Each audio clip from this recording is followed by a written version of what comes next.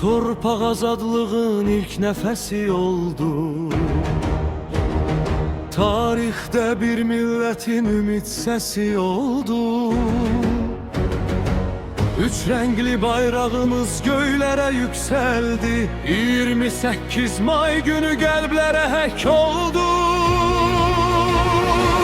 Şəhid qanı ilə yazıldı bu dastan.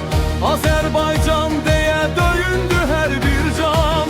Birliyimiz güc verdi bu müqəddəs yurda. Azadlıq məşəli yanır daim burada.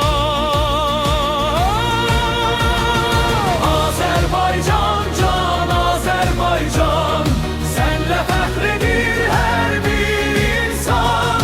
Dalğalansın bayrağın daim göylərdə. 28 may yaşasın ürəklərdə.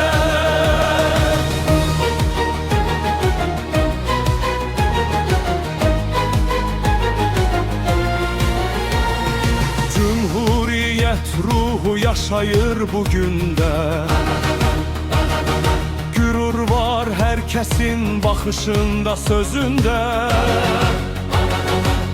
Vətən sevgisi var her döyünen qəlbdə. Azərbaycan eşqi sonsuzdur ürəkdə. Bir millətin şanlı zəfər yoluyuq.